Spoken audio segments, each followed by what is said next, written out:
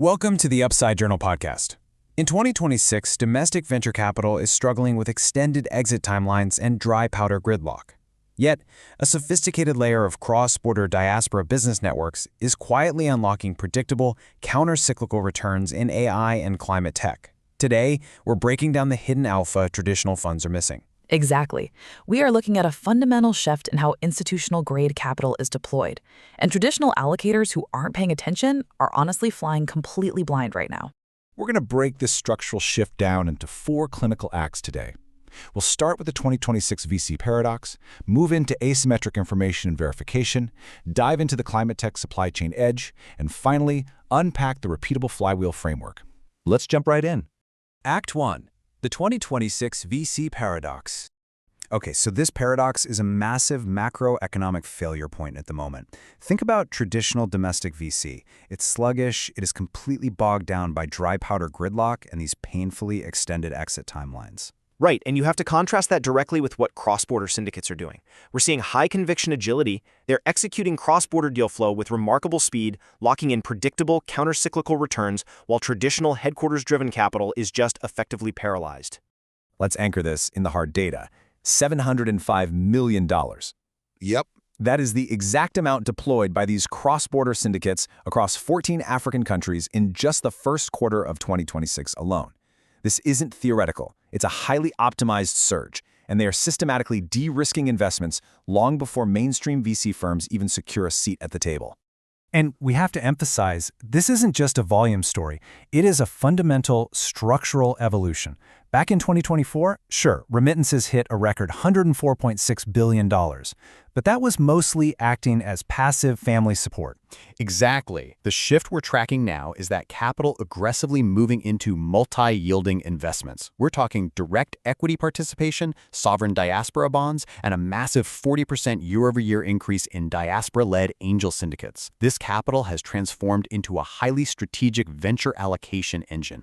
Which brings us to Section 2, asymmetric information and verification.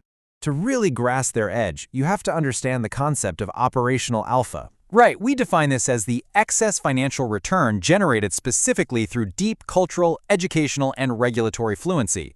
Because these high-trust networks inherently understand the terrain, they lower single-market correlation risk and effectively de-risk cross-border deal flow. They just bypass those multi-year diligence cycles entirely.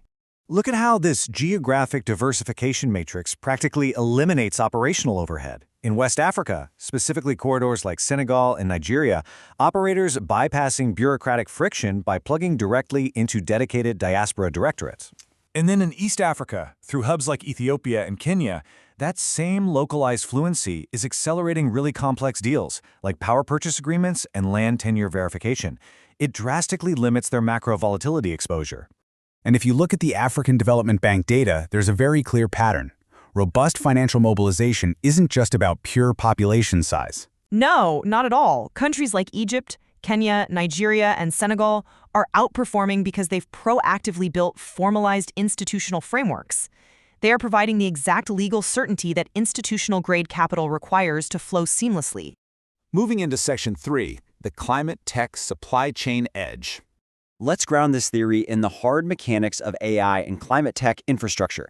Take the stalled $1 billion Microsoft and G42 geothermal data center in Kenya. Right, this is the ultimate cautionary tale. The quote here says it all. Green electricity is still electricity. Hyperscalers can write billion-dollar checks all day, but when their headquarters-driven site selection hits unfamiliar grid queues and hyperscale demand overwhelms local infrastructure, the deal just stalls. But conversely, cross-border syndicates possess the operational alpha to completely bypass those exact HQ bottlenecks.